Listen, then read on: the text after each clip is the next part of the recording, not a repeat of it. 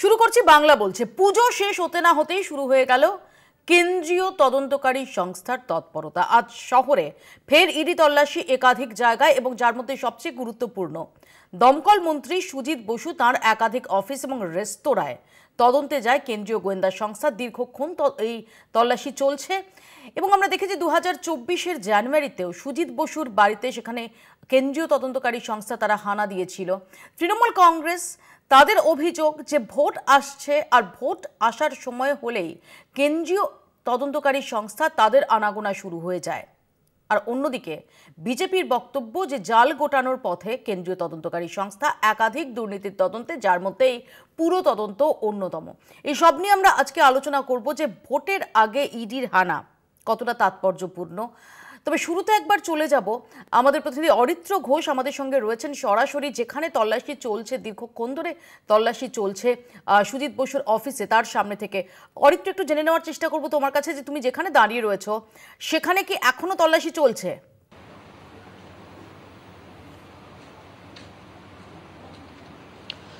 দেখো মৌপ্রদী, প্রায় 10.5 ঘন্টার বেশি সময় অতিক্রান্ত কেন্দ্রীয় তদন্তকারী সংস্থা এনফোর্সমেন্ট ডিরেক্টরেট তারা রাজ্যের দমকল মন্ত্রী তথা বিধাননগরের বিধায়ক সুজিত বোস তার যে অফিস রয়েছে সল্টলেক সেক্টর 1-এ, সেই অফিসে এসে পৌঁছায়।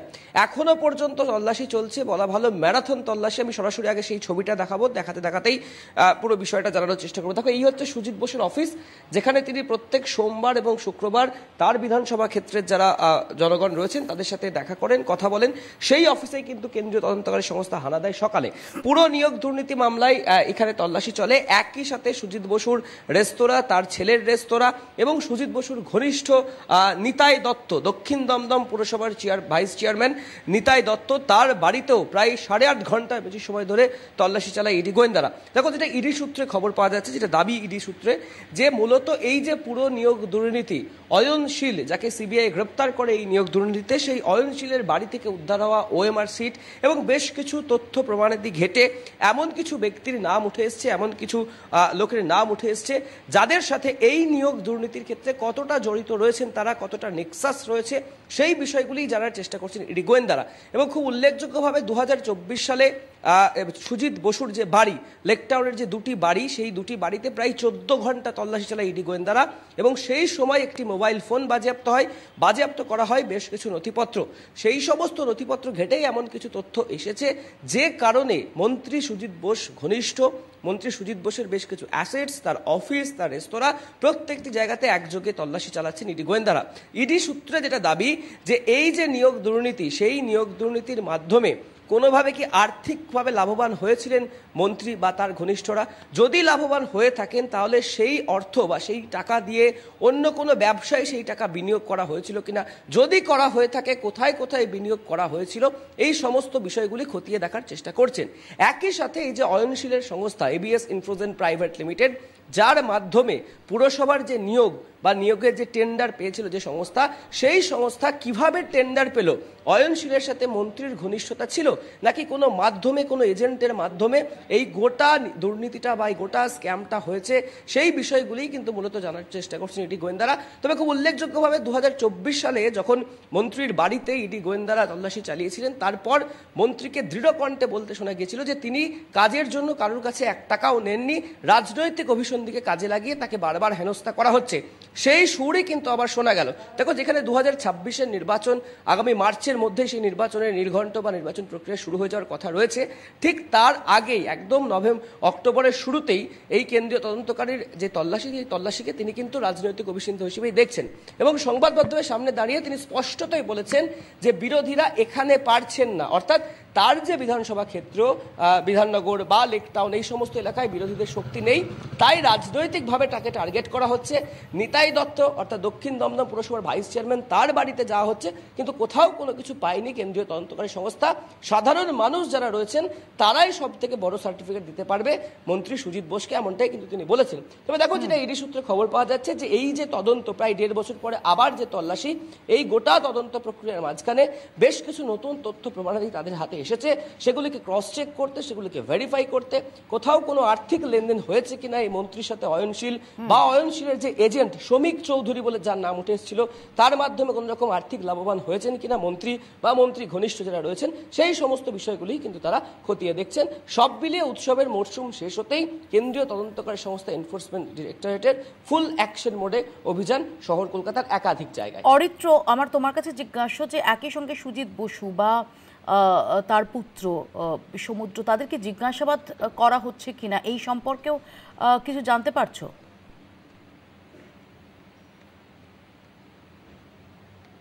দেখো, এখনো পর্যন্ত যে ইডি সূত্রে খবর যে মন্ত্রী বা তার পুত্রকে এখনো সরাসরি ডেকে জিজ্ঞাসাবাদ করা হয়নি।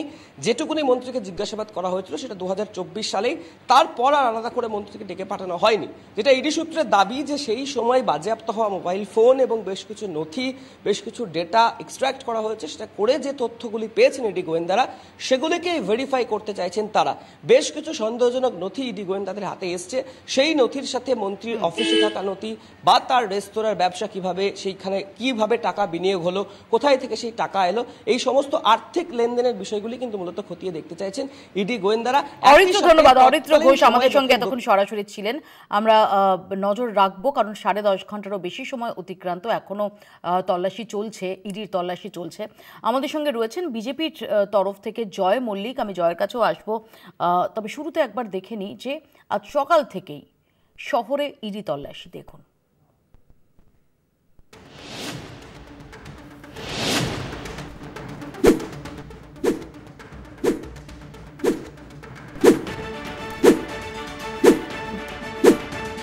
সাত সকালেই শুরু তল্লাশি। সুজিত বসু 6টি জায়গায় হানা দেয় ইডি। সব মিলিয়ে শহরের মোট 9টি ভিন্ন জায়গায় ছুটে যান গোয়েন্দারা। মূলত পুরো দুর্নীতি মামলার তদন্তেই এই অভিযান।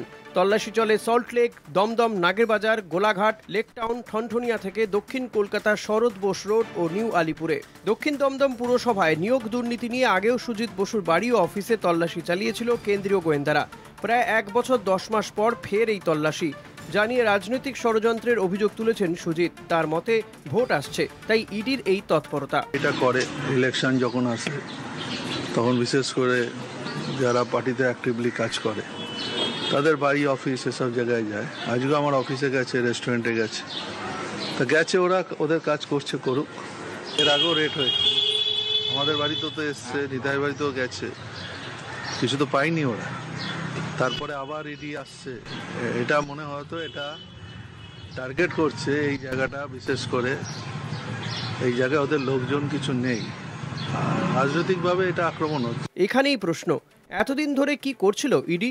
শাসক দলের অভিযোগই কি তাহলে সত্যি যে ভোট আসলেই শীতঘুম ঝেড়ে উঠে বসে কেন্দ্রীয় গোয়েন্দা সংস্থা? খোদ কেন্দ্রীয় মন্ত্রী সুকান্ত মজুমদারেরও মত, আরও আগেই এই তদন্ত করা উচিত ছিল। এতদিন পর কেন হচ্ছে, আমার প্রশ্ন তো এটা। আগে হওয়া উচিত ছিল, কারণ যখন এই চাকরি দুর্নীতি, এসএসসি দুর্নীতির তদন্ত চলছিল, সেই সময় বিভিন্ন কাগজপত্র পাওয়া যায়, তার মধ্যে রেট চার্ট পাওয়া যায়।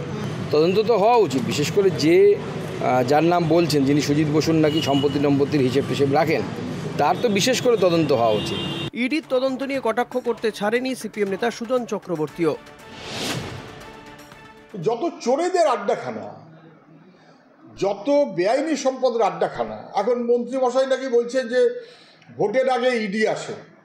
আমি বলছি ইডির আগে বেআইনি সম্পদের রমরমা হয়, আগে তো রমরমা হয় বেআইনি সম্পদের। কি সম্পদ ছিল 20 বছর আগে, আর কি সম্পদ হলো 20 বছর পরে, হিসেব দিক। তারপরেও ইডি আসবে, কিন্তু ইডি কিছু করবে না। কেন? দিল্লির স্যাংশন নেই। এদিন 7 সকালেই সল্টলেকে সুজিতের অফিস ও রেস্তোরাঁয় হানা দেয় ইডি। তল্লাশি চলে সল্টলেক সেক্টর 1-এ মন্ত্রীর অফিস থেকে গোলাঘাটার ধাবায়। পাশাপাশি মন্ত্রী ঘনিষ্ঠ দক্ষিণ দমদম পুরসভার ভাইস চেয়ারম্যান নিতাই দত্তের বাড়িতেও তল্লাশি চলে। কলকাতা টিভি। তৃণমূল কংগ্রেসের পক্ষ থেকে ইতিমধ্যেই তন্ময় ঘোষ আমাদের সঙ্গে এসে জয়েন করেছেন। আমি প্রথমে জয়ের কাছে যাব। জয়, আমরা যেটা দেখতে পেলাম যে 2024-এর 12ই জানুয়ারি সে তাপস রায় এবং সুজিত বসু তাদের বাড়িতে কেন্দ্রীয় এজেন্সি তার হানা আমরা একযোগে দেখেছিলাম। তারপর লোকসভা নির্বাচন কেটে গেছে, তারপর গঙ্গা দিয়ে অনেক জল বয়ে গেছে। 1 বছর 10 মাস পর সুজিত বসুর অফিসে, সুজিত বসুর রেস্তোরাঁয় আবারও তল্লাশি, এবং নিন্দুকেরা যেটা বলছে যে ভোট এলেই, ভোট আসার আগে যেমন বাঘের আগে ফেউ আসে, তেমনি ভোটের আগে সিবিআই ইডির আনাগোনা বেড়ে যাওয়া, এটাই এখন এ রাজ্যে দস্তুর হয়ে উঠেছে। একটা জিনিস একটু স্পষ্ট করে দিই, সেটা হচ্ছে তুমি দীর্ঘদিন ধরে সাংবাদিকতা করছো।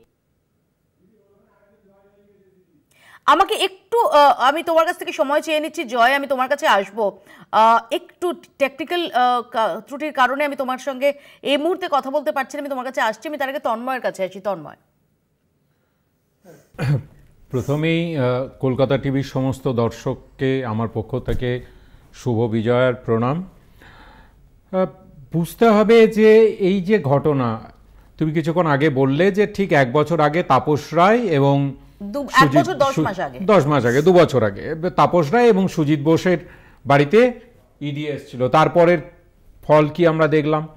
তাপস রায় বিজেপিতে চলে গেলেন, ওই তদন্ত বন্ধ হয়ে গেল, আবার নির্বাচন এসছে, আবার সেই সুজিত বোসের কাছে, মানে ঘুরে ফিরে কেন্দ্রীয় তদন্তকারী সংস্থার কাজই হয়ে গেছে, হাস্যকর করে তুলেছে। কেন্দ্রীয় তদন্তকারী সংস্থা ইডি, সিবিআই, এদের যে ক্রেডিবিলিটিটাকে মাননীয় প্রধানমন্ত্রী এবং বিজেপি আজকে এই জায়গায় নামিয়ে এনেছে যে লোকে হাসাহাসি করছে। ভোট এসছে ঠিক 4 মাস 5 মাস বাকি আছে, এই সময় একটু নেতাদেরকে, বিরোধী নেতাদের বাড়িতে গেলাম, একটু বাজার গরম হলো, তাতে কিছু মানুষের মধ্যে যদি কোনো রিয়াকশন তৈরি হয়। কিন্তু মানুষ তো বোকা নয়, মানুষ বুঝতে পারছে পরিষ্কারভাবে যে এই কেন্দ্রীয় তদন্তকারী সংস্থাগুলো এখন শুধুমাত্র রাজনৈতিক নেতাদের দাবার বোড়ে হিসাবে কাজ হচ্ছে।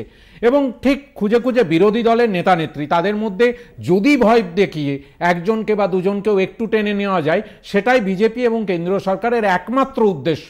এটা অর্থহীন, এটা মানে সমস্ত দিক থেকে অর্থহীন, রাজনৈতিকভাবে অর্থহীন। কারণ এটা করে যে ভোট জেতা যায় না, বাংলার মানুষ সেটা বারবার বুঝিয়েছে, 21-এ বুঝিয়েছে, 24-এ বুঝিয়েছে, কবে আর তারা শিখবেন? আমি আসবো। আমি আবার জয়ের সঙ্গে ইতিমধ্যে আমাদের সঙ্গে যোগ দিয়েছেন বিশিষ্ট আইনজীবী ফিরদৌস শামীম। আমি ফিরদৌস শামীমের কাছেও যাব এবং জয় মল্লিক তিনি আমাদের সঙ্গে রয়েছেন, আমি তার কাছেও যাব। কিন্তু আমার প্রশ্ন হচ্ছে তন্ময়, যে একই সঙ্গে যেমন তোমরা রাজনৈতিক উদ্দেশ্য প্রণোদিতভাবে ইডি বা সিবিআইকে ব্যবহার করা হচ্ছে ভোটের মুখে, দল ভাঙানোর একটা ডেসপারেট চেষ্টা হিসেবে তোমরা তুলে ধরছো, অভিযোগ করছো, আবার এটাও তো ঠিক যে তোমাদের দলের উচ্চ পদাধিকারী যিনি তখন মন্ত্রী ছিলেন, তার বান্ধবীর বাড়ি থেকে 50 কোটির ওপর টাকা উদ্ধার হয়েছে। অর্থাৎ সবটাই দেখা গেছে, হাওয়ার ওপর ভাসি এবং দেখা গেছে, কিন্তু অনেক দূর অবধি বিস্তৃত। তুমি একটা কথা বলো, কতদিন হয়েছে এই অয়নশীল তাকে কেন্দ্র করে? তুমি বলো কতদিন হয়েছে, সেই কেসের কি হয়েছে আমরা জানতে চাই। তো বাংলার মানুষ নিশ্চয়ই জানতে চায়। আমার দলের একটা নেতার কে অ্যারেস্ট করা হয়েছে, তাকে আমি তো যতদূর জানি বোধহয় জামিনও হয়ে গেছে, কিন্তু এতদিন পরে, প্রায় 3 বছর হয়ে গেছে, 3 বছর পরে রেজাল্ট কি? ইডি বা সিবিআই তদন্ত করে কি রিপোর্ট জমা দিতে পারলো? কাউরির বিরুদ্ধে কোনো তদন্ত করে রিপোর্ট জমা দিতে পারছে না। আমরা চাই নিরপেক্ষভাবে তদন্ত হোক, যদি কেউ দোষী থাকে, কেউ দুর্নীতি করে থাকে, তার শাস্তি হবে দেশের আইন অনুযায়ী, সেটাই তো স্বাভাবিক। হচ্ছে কোথায়? জয়, যে জায়গাটায় আমি শুরু করেছিলাম, তন্ময় যে বক্তব্যটা রাখলো, আমরা সুজন চক্রবর্তীকেও বলতে শুনলাম যে কোথায় কনক্লুশনে কোথায় পৌঁছচ্ছে এজেন্সি। সারদায় কেন্দ্রীয় তদন্তকারী সংস্থার তদন্ত শুরু হয়েছিল 2014 মে মাসে, আজকে 11.5 বছর অতিক্রান্ত। তাহলে কি সত্যি কোনো কিনারা, তদন্তের কিনারায় পৌঁছানো, অপরাধের শিখরে পৌঁছানো, যারা এই অপরাধ করেছে তাদের আইনের আওতায় আনার প্রয়াস, এটা মুখ্য হয়ে দাঁড়াচ্ছে, নাকি নির্বাচনের আগে কোথাও সিবিআই ইডি খেলা এবং তাই দিয়ে যদি কাউকে দল ভাঙানো যায় সেটা মুখ্য হয়ে দাঁড়াচ্ছে? না, মৌপেদি প্রথম একটা প্রশ্নের উত্তর দিই, সেটা বারবার যেটা উঠে আসছে যে শুধুমাত্র নির্বাচনের আগেই ইডি আর সিবিআই আসে, তারা নাকি এসে এইরকম বিভিন্ন রকম তল্লাশি বা তদন্ত শুরু করে। আমি জাস্ট একটু মনে করে দিতে চাই, বা একবার যদি আপনাদের আর্কাইভ খুলে দেখেন যে কোনো টেলিভিশন চ্যানেলে, আমি আজকে আপনার চ্যানেলে বসেই চ্যালেঞ্জ করছি যে গত 5 বছর ধরে নিলাম, ফর এক্সাম্পল 5 ইয়ার্স, আবার 6 মাস পরে নির্বাচন হবে, তার মানে গত 5 বছর আগে নির্বাচন হয়েছিল। তো এই গত 5 বছর 60 মান্থস, 12 5 60 মাসে এমন একটা মাস দেখান, সিঙ্গেল মান্থ যেখানে আপনাদের আর্কাইভে খবর নেই যে ইডি বা সিবিআই এখানে রেড করছে না বা তদন্ত করছে না, তাদের তদন্ত চলছে না, তারা হিয়ারিং এ যাচ্ছে না, তাদের কোনো প্রসেস চলছে না। এই জিনিস কন্টিনিউয়াস হয়ে আসছে। জয়, এখানে একটা ডিসকানেক্ট আছে। ডেফিনেট তদন্ত চলছে না এটা তো সত্যি টেকনিক্যালি বলা সম্ভব নয়, কারণ তদন্তের অনেক লেয়ার্স থাকে। কিন্তু কোনো হেভিওয়েটের বাড়িতে হানা, হেভিওয়েটের অফিসে হানা, তাদের তলব করা, এই অ্যাক্টিভিটিগুলো কিন্তু হয় ইলেকশন, না হলে কোনো সিগনিফিক্যান্ট পলিটিক্যাল ইভেন্ট, কোনো সিগনিফিক্যান্ট পলিটিক্যাল ডেভেলপমেন্ট তার আশপাশে হয়, ঘটনাচক্রে। তুমি হয়তো কাকতালীয় বলবে, আমি বলছি ঘটনাচক্রে কোনো না কোনোভাবে কিন্তু হয়। আমি আবার বলছি, যে কোনো হেভিওয়েট, ছোট কেন বড় কেন, যে কোনো হেভিওয়েট হোক, তার বাড়িতে যদি ইডি বা সিবিআই যে কোনো বা আইটি যে কেউ রেড করতে হয়, সেই রেড করার আগে স্বাভাবিকভাবে তারা সেই জায়গাটা নিয়ে রীতিমতো রিসার্চ এবং স্টাডি করতে হয়। তাদের লোক থাকে, তারা ইনফরমেশন গ্যাদার করে। সেই জায়গাটা যতক্ষণ তারা কনক্লুশনে না পৌঁছচ্ছে হ্যাঁ এখানে কিছু আছে, বা এখান থেকে কোনো রকম টাকা পয়সা না পাক, অ্যাটলিস্ট কিছু নথি পাওয়া যাবে, বা আগে যে ইনভেস্টিগেশন হয়েছে বা আগে যারা অ্যারেস্ট হয়েছে, অয়নশীলের মতো ব্যক্তি যারা, তাদের কাছ থেকে যে লিড গুলো পাওয়া গেছে, সেইখান থেকে কিছু স্টাডি রিসার্চ করে আরো কিছু লিড পাওয়া গেল, তখন গিয়ে তারা সেই রেডটা করে। তো স্বাভাবিকভাবে ইডি বা সিবিআই পাঁজি দেখে তো রেড করবে না, আমি আসবো দেখে তো রেড করবে না। জয়, আমি আসবো, আমি একটু ফিরদৌসের কাছে আসি, যে ফিরদৌস, তদন্ত চলেই যাচ্ছে। আমরা যদি নিয়োগ দুর্নীতি দেখি যে একাধিক অভিযুক্ত তারা জামিন পেয়ে গেছেন, কারো জামিন পাওয়া সময়ের অপেক্ষা বলে মনে হচ্ছে, আবার জীবনকৃষ্ণ সাহার মতো কেউ, তিনি আবার দ্বিতীয়বারের জন্য তিনি অ্যারেস্ট হচ্ছেন, কিন্তু কনক্লুশন কোথায়? আর তারই মধ্যে আমরা দেখছি 2024-এর 12ই জানুয়ারির পর আবারও সুজিত বসু তার অফিসে, তার রেস্তোরাঁয় আজকে রেড করলো ইডি। প্রশ্নটা এখানেই যে কতটা তদন্তের প্রয়োজনে এই সিবিআই ইডি তৎপরতাগুলো দেখা যায়, আর কতটা ভোটের আগে। এখানে একটা বিষয় আছে, আমি কতগুলো তথ্য দিচ্ছি, একেবারে তথ্য এটা সঙ্গে রাজনীতি খুঁজতে যাবেন না। এটা হচ্ছে 21/4/2023 কলকাতা হাইকোর্ট অর্ডার দিয়েছিল, এবং সেই আপনাদের মনে থাকবে সোমেন নন্দীর মামলায় প্রাথমিক শিক্ষক নিয়োগ দুর্নীতি তদন্ত করতে গিয়ে দেখেন তদন্তকারী সংস্থা যে এই যে মিউনিসিপ্যালিটি স্ক্যাম হয়েছে, এবং সেই সময় আদালতে এই অ্যাপ্লিকেশন করেন ইডি যে এখানে সিবিআই তদন্তের প্রয়োজন। এই 23 থেকে আজকে সেপ্টেম্বর 2025-এ অ্যাপেক্স কোর্ট, সুপ্রিম কোর্ট এই তদন্তকারী সংস্থাকে, সিবিআই কে বলেন যে তোমাদের এই তদন্ত প্রক্রিয়াটিকে 6 মাসের মধ্যে শেষ করতে হবে।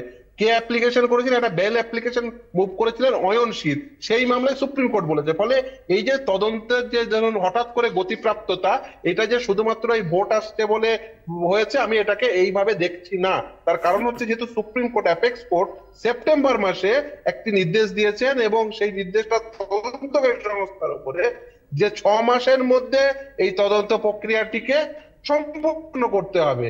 ফলে খুব স্বাভাবিকভাবেই তৎপরতা সেই কারণে হতে পারে। এবার এর সঙ্গে আপনি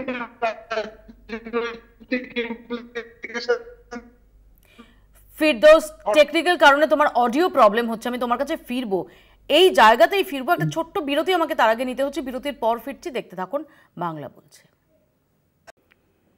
ফিরে এলাম বিরতির পর। আমি যেটা শুরুতেই বলছিলাম যে আমরা যদি দেখি যে গত 1-1.5 দশকে 2014 থেকে এই 2025 যদি আমরা দেখি যে একের পর এক যে কেন্দ্রীয় তদন্তকারী সংস্থার তদন্ত খুব ঢাকঢোল পিটিয়ে শুরু হয়েছে, কিছু হলেই আমরা দেখি যে একটা দাবি থাকে যে কেন্দ্রীয় তদন্তকারী সংস্থা তাদের দিয়ে তদন্ত হোক, কিন্তু নিট ফলটা কি দেখুন।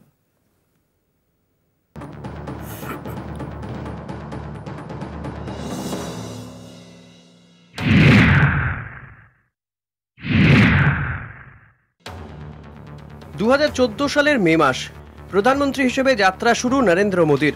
আবার ওই একই সময়ে সারদা তদন্তে সিবিআই, পরে আসরে নামে আয়কর বিভাগ থেকে ইডি। 2014 সালের অক্টোবরেই প্রথম চার্জশিট পেশ করে সিবিআই, কিন্তু সেই তদন্তের আজও ফয়সালা হয়নি। এরপর আসে নারদা মামলা। 2016 সালের বিধানসভা নির্বাচনে আগে স্টিং অপারেশন চালান ম্যাথু স্যামুয়েল নামে এক সাংবাদিক। সুবিধে পাইয়ে দেওয়ার নামে বহু নেতার বিরুদ্ধে নগদে ঘুষ নেওয়ার অভিযোগ ওঠে। 2017 সালে মার্চে তদন্তভার যায় সিবিআই এর হাতে, পরে তদন্তে নামে ইডিও। কিন্তু এত বছর পরেও সেই সত্যের কিনারা করতে পারেনি কেন্দ্রীয় গোয়েন্দা সংস্থা।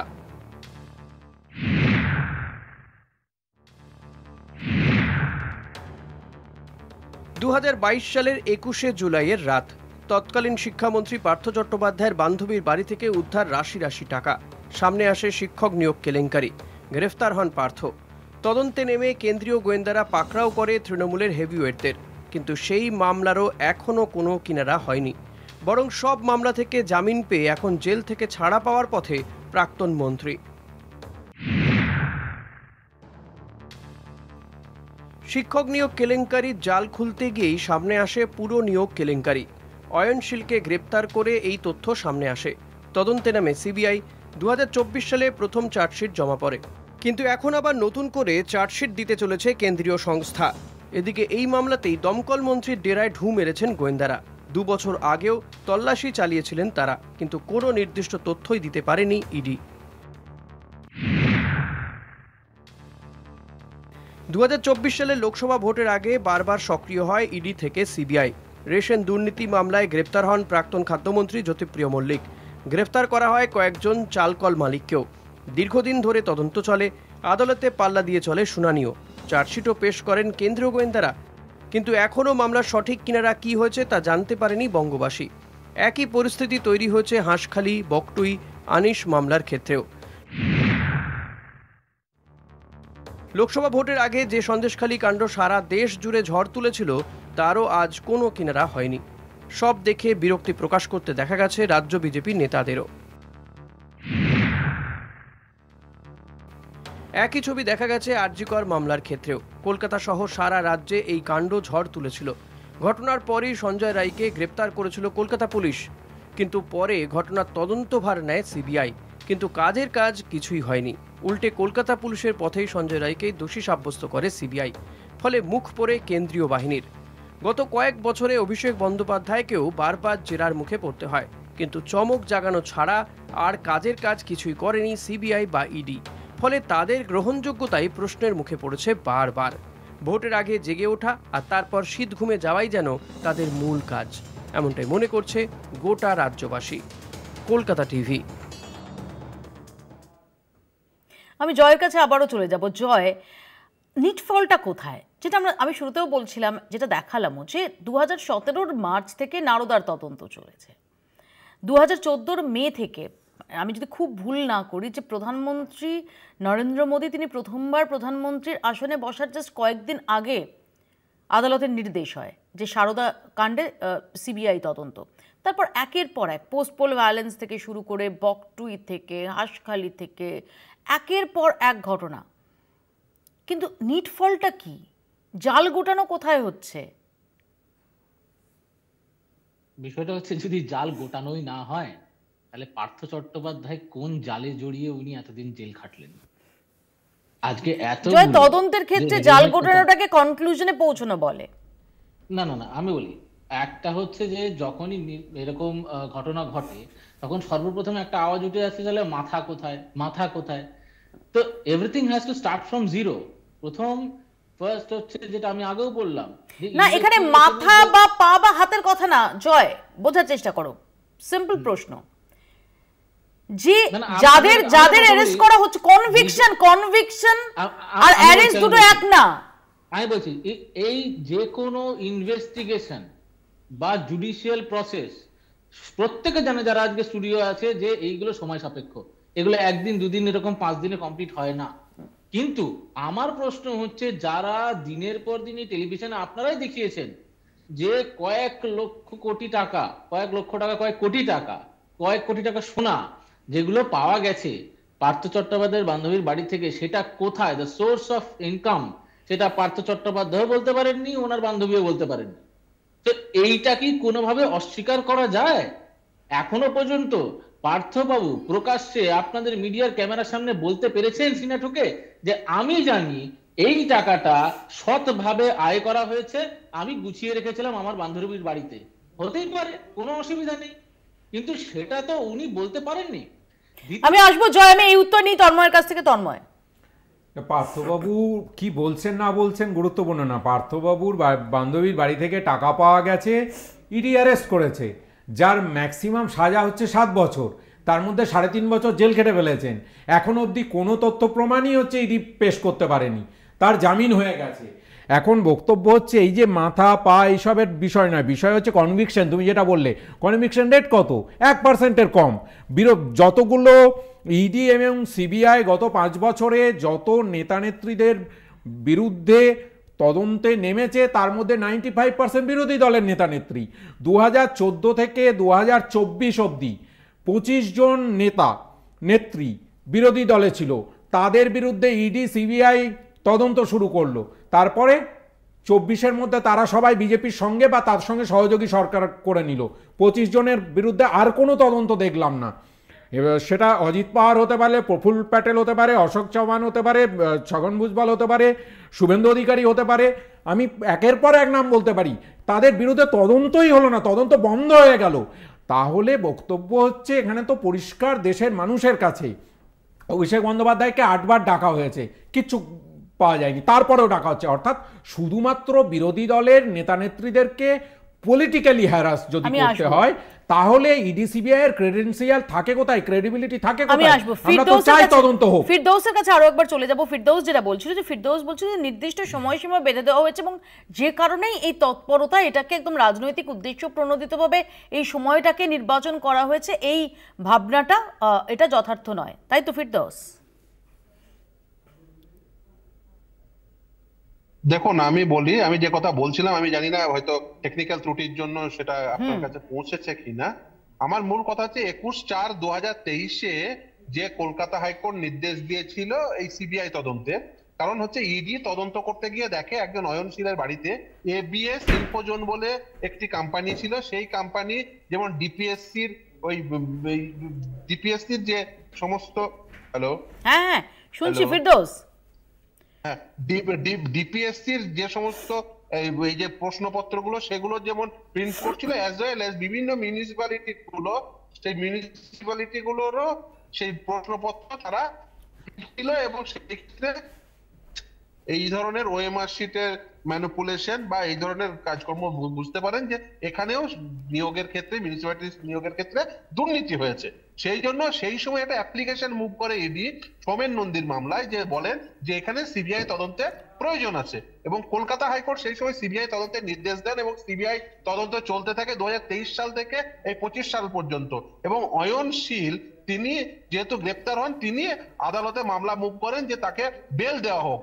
সেই মামলায় মহামান্য সুপ্রিম কোর্ট নির্দেশ দেন যে 6 মাসের মধ্যে সিবিআই কে এই তদন্ত কমপ্লিট করতে হবে। ফলে এই যে তৎপরতা, সেটা শুধুমাত্র রাজনৈতিক উদ্দেশ্যে। আমি আসবো ফিরদৌস তোমার কাছে, আমি আসবো। ইতিমধ্যে আশুতোষ আমাদের সঙ্গে এসে যোগ দিয়েছেন কংগ্রেসের পক্ষ থেকে। আশুতোষ, আমরা দেখলাম যে আবারও সুজিত বসুর দফতরে, সুজিত বসুর রেস্তোরাঁয়, সেখানে ইডি তল্লাশি। 2024-এর ভোট যখন আসবে করছে, তার আগে এই এরকমভাবেই আমরা কেন্দ্রীয় এজেন্সির হানা দেখেছিলাম, তাপস রায়ের বাড়িতে দেখেছিলাম এবং সুজিত বসুর বাড়িতে দেখেছিলাম, তখন তাপস রায় তৃণমূল কংগ্রেসে। এবং সেই প্রেক্ষাপটে দাঁড়িয়ে আজকে আবারও এই তল্লাশি এবং শহর জুড়ে 8টি জায়গায় সেখানে ইডির তল্লাশি। দেখুন, তৃণমূলের নেতাদের কার রেস্তোরাঁ আছে, বার আছে, আমরা জানতে পারি তখনই ইডি কলকাতা এলে, সিবিআই কলকাতা এলে জানা যায়। তার আগে তো জানা মুশকিল, প্রথম এটা। দ্বিতীয় হচ্ছে, দেখুন জিনিস বুঝতে হবে, এই যে হানার কথা বলছেন, হানা তো কানা লোকেরা হানা দিচ্ছে।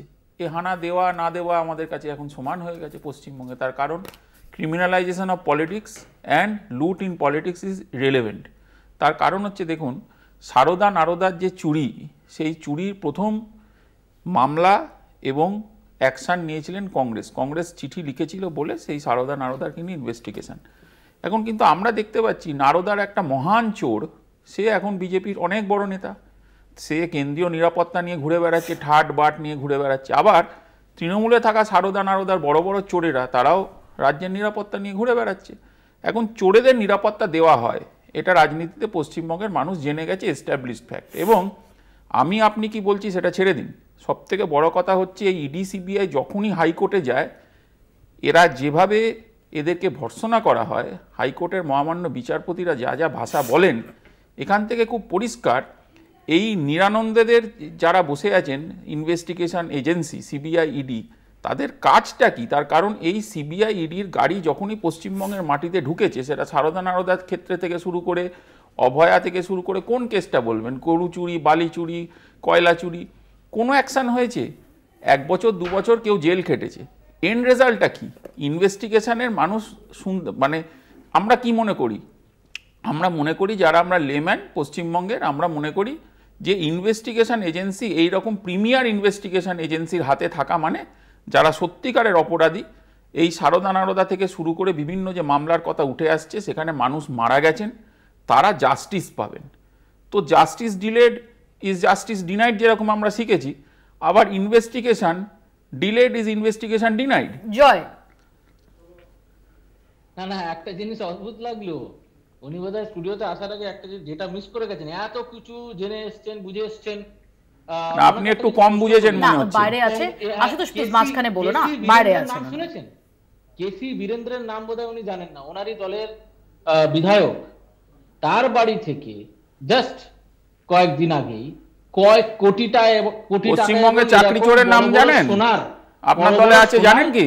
পিস পাওয়া গেছে। একটু যদি উনি বলেন যে এই, আরে একটু আপনি বলুন না, আপনার দলে যে চাকরি চোর তার নামটা বলুন। আমি রিকোয়েস্ট করলাম যে ওনাকে বলতে দাও, তারপর তুমি বলো। এটা একদম টেকনিক্যাল কারণে আমি যখন রিকোয়েস্ট করছি, আমি এক্সপেক্ট করবো যে তুমি যেটা রেসপেক্ট করবে। জয় প্লিজ। Thank you. আমার বক্তব্য হচ্ছে, আজকে কংগ্রেসের প্রতিনিধি এত বড় বড় কথা বলছেন, কর্ণাটকের বিধায়ক কেসি বীরেন্দ্র, তার বাড়ি থেকে যখন ইডি রেড করে এরকম মোটা মোটা বান্ডিল টাকা বের করলো, এরকম মোটা মোটা সোনার বিস্কুট গুলো বের করলো, তার উত্তর, তার জাস্টিফিকেশন আগে ওনার দেওয়া উচিত। জয়, একই সঙ্গে এই প্রশ্ন তো থাকবে যে অন্তত 23 থেকে 25 জন বিরোধী দলের নেতা, যেটা তন্ময় বললেন, এবং কিছুদিন আগে রাহুল গান্ধীও এই অভিযোগ করেছেন যে তাদের বিরুদ্ধে এই কেন্দ্রীয় এজেন্সি তারা তদন্তে নামে গত কয়েক বছরে, এবং তারা যখন শিবির বদলান, তারা যখন বিজেপিতে জয়েন করেন, তারপর তাদের কাছে একটা সামনও যায়নি, একটা সামনও না, নট ইভেন আ সিঙ্গেল সামন। রেট তো দূরের কথা। না, আমার প্রশ্ন হচ্ছে যে কটি দল এই অভিযোগ তুলছে, আমার বক্তব্য হচ্ছে যে কোনো ছোটখাটো চুনো জিনিস নিয়ে তারা তো হাইকোর্ট সুপ্রিম কোর্ট করে। না, আমাকে একটা কথা বলো না, অজিত পাওয়ার, এক সেকেন্ড, অজিত পাওয়ার আর একটাও সামন পেয়েছেন? অজিত পাওয়ার একটাও সামন পেয়েছেন? অজিত পাওয়ারের নাম উনি শোনেন? আবার কোশ্চেনটা রিপিট করছি, যারা আমি কোশ্চেন করছি, আমার প্রশ্ন আমি জানতে চাই, এটা আমার অজ্ঞানতার কারণে আমি জানতে চাইছি। অজিত পাওয়ার, হিমন্ত বিশ্ব শর্মা, শুভেন্দু অধিকারী, তারপর তারা একটাও ডাক পেয়েছেন বা একটাও তাদের ক্ষেত্রে তদন্তের ব্যাপারে কোনো ডেভেলপমেন্ট হয়েছে? তদন্তকারী সংস্থা তারা যদি এই ব্যক্তিদের এগেইনস্টে কোনো রকম আর এভিডেন্স না পায়, কোনো রকম উইটনেস না পায়, কোনো অ্যালিগেশন না থাকে, তাহলে তারা কি নতুন করে তৈরি করবে? তন্ময়, এটা যদি অ্যালিগেশন না পায় তাহলে কি নতুন করে তৈরি করবে? জয়দের যিনি বড় নেতা, আমাদের দেশের মাননীয় স্বরাষ্ট্রমন্ত্রী অমিত শাহ বলেছিলেন যে অজিত পাওয়ারের বিরুদ্ধে 10,000 কোটি টাকার দুর্নীতি ধরা পড়েছে এবং ওকে জেলের ঘানি টানাবো। তারপরে 10,000 কোটি টাকা, আমি সব মানে স্বরাষ্ট্রমন্ত্রী বলছেন, কেন্দ্রীয় স্বরাষ্ট্রমন্ত্রী, তারপরে যেই উনি বিজেপির সঙ্গে সরকার করে নিলেন, ব্যাস মিটে গেল। প্রফুল্ল প্যাটেল সব থেকে দুর্নীতিবাজ বললেন, কে বললেন? মাননীয় প্রধানমন্ত্রী বললেন, ওখানে গিয়ে মিটে গেল। এরপরে পশ্চিমবাংলায় শুভেন্দু অধিকারী, তাকে নিয়ে বিজেপির একাধিক নেতৃত্ব বিভিন্ন রকম কথা বললেন, তিনি যেই গিয়ে টুক করে বিজেপির নৌকোতে চাপলেন, তদন্ত বন্ধ হয়ে গেল। আমি তুমি যেটা জিজ্ঞেস করছিলে, একটা সমন্ত অন্তত দেখা, একবার তদন্ত হচ্ছে তো, দোষিত প্রমাণ হচ্ছে না, তাহলে বিরোধী দলের নেতা নেত্রীদের ক্ষেত্রে যদি করতে পারে যে তাদের বাড়ি গিয়ে তদন্ত হচ্ছে, সুজিত বোসের বাড়ি গিয়ে ফিরদৌসের সাথে আবারও যোগাযোগ, এক সেকেন্ড, ফিরদৌসের সাথে আবারও যোগাযোগ করতে পেরেছি, ফিরদৌসের কাছে যাই। ফিরদৌস, ডেফিনেটলি যেটা জয় বলছেন যে তদন্ত সময় সাপেক্ষ, এই বিষয়ে সন্দেহের কোনো অবকাশ নেই। তুমি কিছুক্ষণ আগে যেটা বললে, একদম তথ্য দিয়ে যে নির্দিষ্টভাবে সময়সীমা বেঁধে দেওয়া হয়েছে, এগুলো সব মেনে নিয়েও যে প্রশ্নটা থাকে যে 2014 থেকে সারদা, 2017 থেকে নারদা, তারপর তো একের পর এক যেগুলোর উদাহরণ আমরা দিলাম, যে 5 বছর, 6 বছর, 7 বছর, 4 বছর, 3 বছর ধরে একাধিক তদন্ত চলছে, কিন্তু কোনোটাই কি জাল গুটিয়ানা, তদন্তে জাল গুটিয়ানা, কনক্লুশন একদম সেখানে পৌঁছচ্ছে। আমি এই ব্যাপারে আপনার সঙ্গে সম্পূর্ণ সহমত, বা অন্যান্য বক্তা যারা রয়েছেন তাদের সঙ্গে সম্পূর্ণ সহমত, যে সত্যি সত্যি এটা যে ঈপ্সিত লক্ষ্য, অর্থাৎ যে কারা কারা দোষী ব্যক্তি। দেখুন, আমরা সকলেই জানি এবং বুঝতে পারছি যে এখানে দুর্নীতি হয়েছে, কিন্তু দুর্নীতি হলে দুর্নীতি দুরকম বেনিফিশিয়ারি হয়। এক হচ্ছে যারা চাকরি পেয়ে বেনিফিট পেয়েছেন, আর এক হচ্ছে যারা টাকা পেয়ে বেনিফিট পেয়েছেন। এখন চাকরি পেয়ে কারা কারা বেনিফিট পেয়েছেন সেটা হয়তো কিছুটা হলেও আইডেন্টিফাই করা যাচ্ছে, কিন্তু যারা টাকা পেয়ে বেনিফিটেড হলেন তাদের আইডেন্টিফাই করার ক্ষেত্রে সিবিআই এবং ইডির তদন্তের ক্ষেত্রে মন্থরতা দেখা যাচ্ছে, এই নিয়ে কোনো সন্দেহ নেই। দেখুন, 2023 সালের নির্দেশ, আজকে 2025 সাল। একবার সুপ্রিম কোর্টে অয়নশীল কখন একটা বেল অ্যাপ্লিকেশন মুভ করবে, সুপ্রিম কোর্ট গিয়ে সেখানে ইনভেস্টিগেটিভ এজেন্সিকে হয়তো বকাবকি করবে, তারপরে আপনার এই ইনভেস্টিগেটিভ এজেন্সির ঘুম ভাঙবে, এটাও কখনোই কাঙ্ক্ষিত হতে পারে না। দেখুন, এই ইনভেস্টিগেটিভ এজেন্সির এই যে মন্থরতার পিছনে বিভিন্ন কারণ থাকতে পারে। এক, রাজনৈতিক কারণ, দ্বিতীয় হচ্ছে অর্থনৈতিক কারণ, তৃতীয় হচ্ছে তাদের মানে অকর্মণ্যতা। এই তিনটে কারণের মধ্যে কোন কারণটি বিদ্যমান সেটা কিন্তু আমাদের খোঁজ করতেই হবে। তার কারণ এই যে মন্থরতা, যার কারণে সুপ্রিম কোর্ট বাধ্য হচ্ছেন যে এই ধরনের মানে বকাবকি করতে, যে কারণে অয়নশীল তার যে বেল অ্যাপ্লিকেশনটি সেটিকে উইথড্র করে নিয়েছেন, 3 মাস পরে মুভ করতে বলেছেন। ফলে এই যে ধরুন এই বিষয়গুলো যে যখন আদালতের সামনে পরিষ্কার হচ্ছে যে কোথাও না কোথাও এই তদন্ত প্রক্রিয়া সেটা মন্থর গতিতে চলছে, সেটা আদালতের সামনে পরিষ্কার হচ্ছে। তার কারণ হচ্ছে, না হলে আদালত এইভাবে তদন্ত প্রক্রিয়া। আমার সিম্পল প্রশ্ন, যে এই তোমার কি মনে হয়, তুমি নিজে একজন আইনজীবী, যে এই যে মন্থরতা তার কারণ কি?